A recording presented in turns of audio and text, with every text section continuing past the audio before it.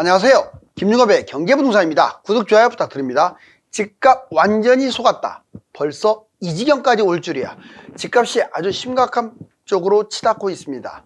미국은 7월 기준금리를 확실히 올리는데 우리나라는 동결한다고 하니 정말 괜찮을까요?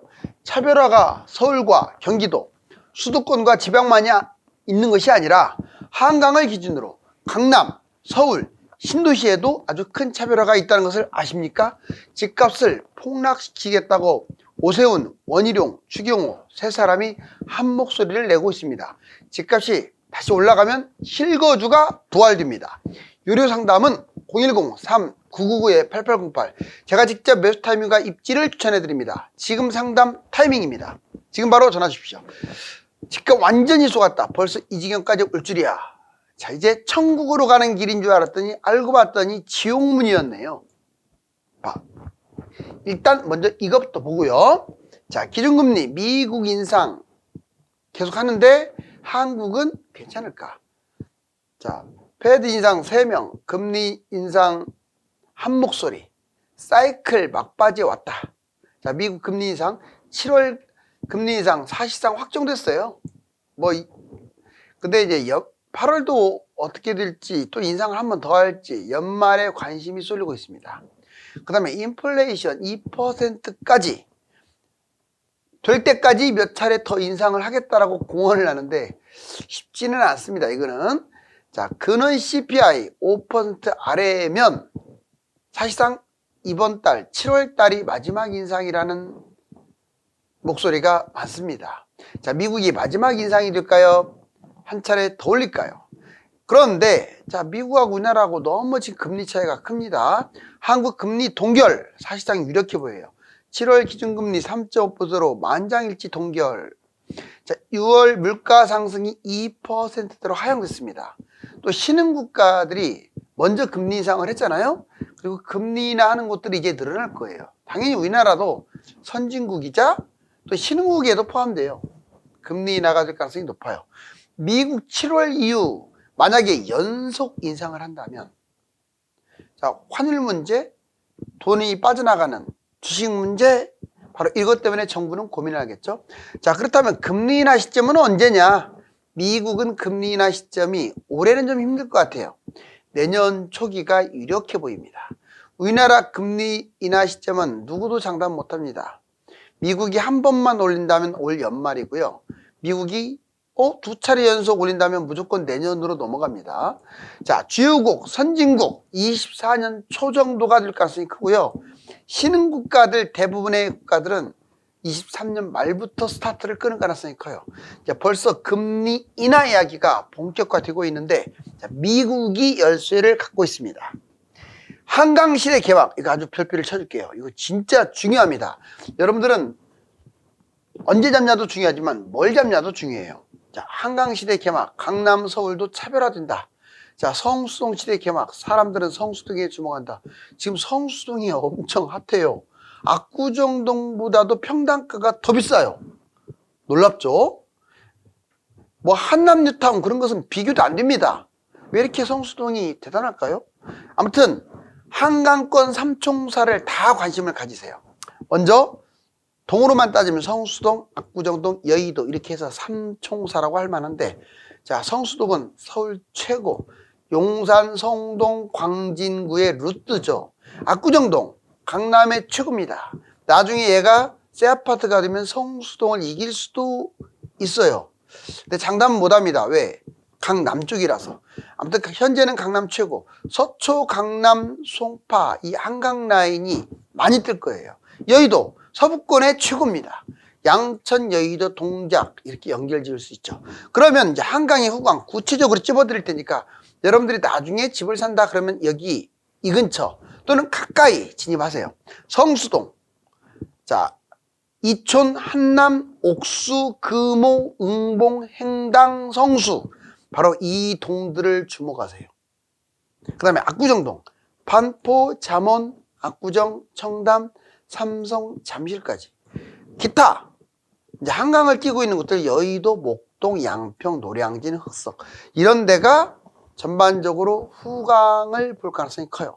자, 이제 한강과 비한강의 차별화를 볼까요? 먼저 강남 차별화. 한강을 끼고 있는 반포, 압구정, 청담하고 한강과 관련이 없는 대치, 도곡, 개포는 지금보다 확 벌어집니다. 이건 볼 것도 없어요. 제 말 맞아요. 시간이 흐를수록 더 벌어집니다. 즉 한강이 돈이에요. 자, 이번에는 서울 차별화. 마포, 용산, 성동, 광진은 한강을 끼고 있습니다. 물론 남쪽에 한강을 끼고 있는 것도 있는데 남쪽은 상대적으로 영향력이 적을 것 같고, 자, 아무튼 마용성광하고 기타 지역이 완전히 차별화될 거예요. 그 다음에 경기도도 차별화됩니다. 자, 한강을 끼고 있는 신도시냐 한강에서 먼 신도시냐에 따라서, 물론 경기도는 교통도 중요하죠. 한강권 신도시하고 비한강권 신도시 차별화가 생길 겁니다. 자, 이제 부동산 대폭락을 외친 3인방, 오늘 제목과도 이제 일치합니다. 자, 오세훈 서울시장 집값 문정부 초기로 돌아가야 한다라고 지금 말을 했고, 자, 먼저 대폭락 오세훈 문재인 정부 초기 5년 전 시대로 돌아가야 한다. 집값 거품 3에서 5년간 떨어뜨리겠다는 의지가 아주 강했죠.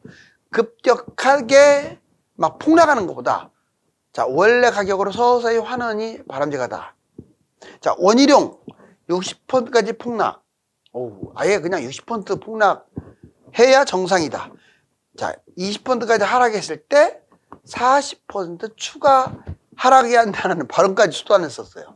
집값 거품 서울 PIR이 18이었는데 꼭지에서 10까지는 내려가지 않느냐.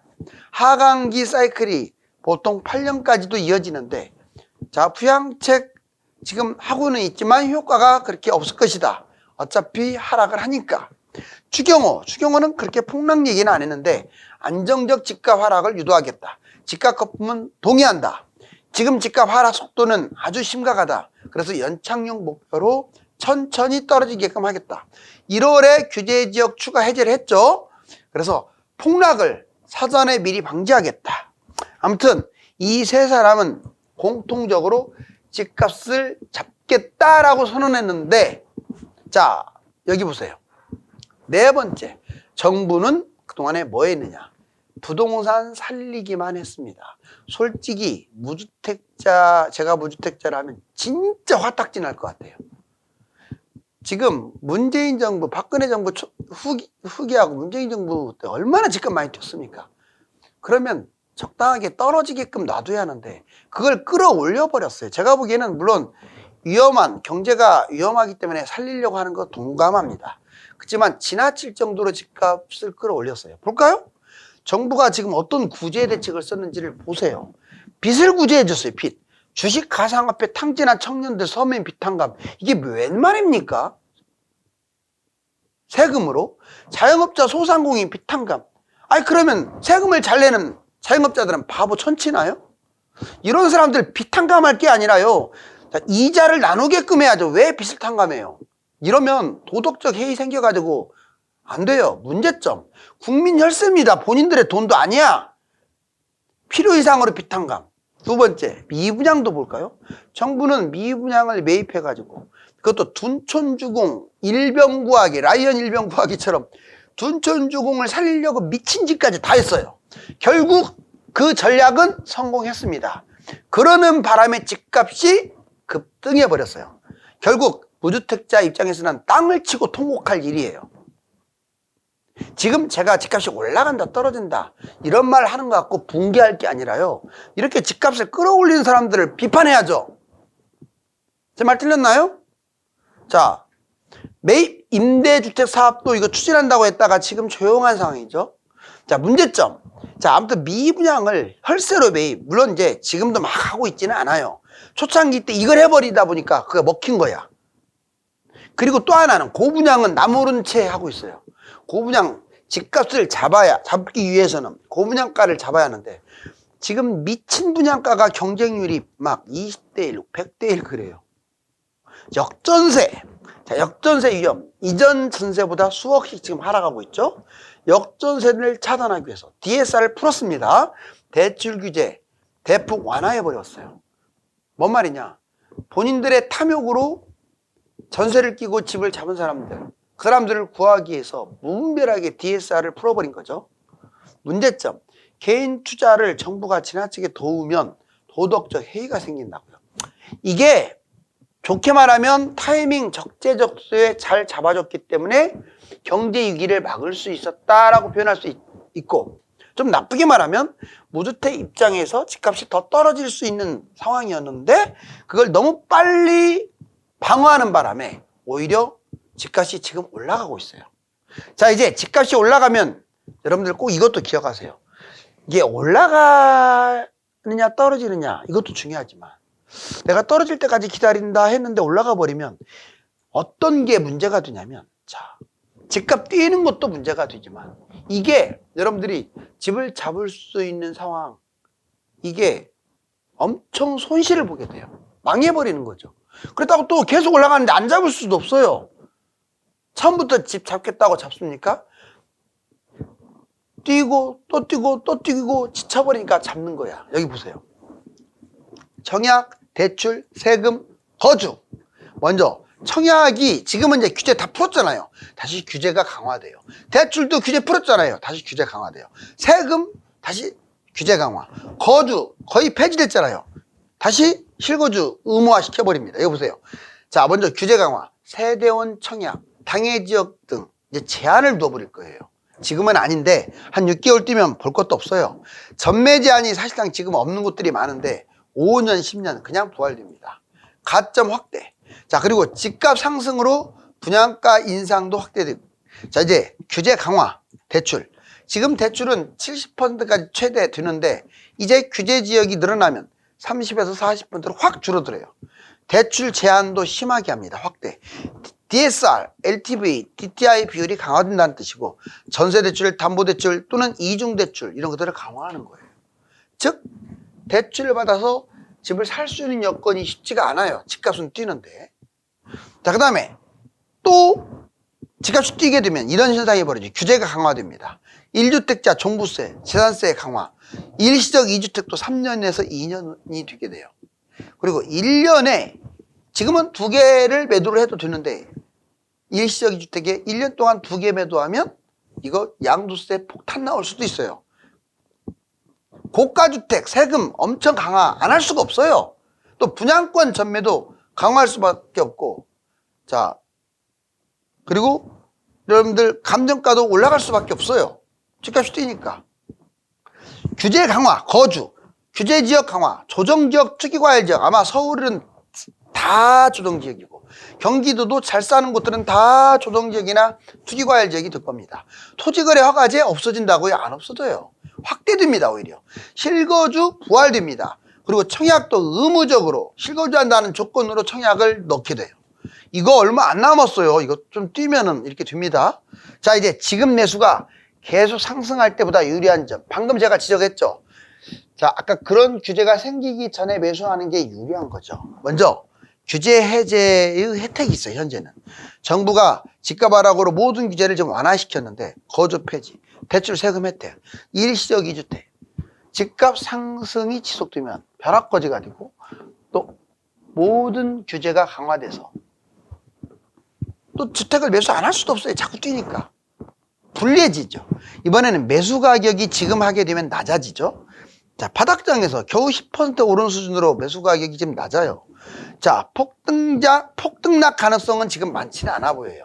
상승을 몇 년 하고 또는 하락장이 와도 하락을 몇 년 하는 정도지.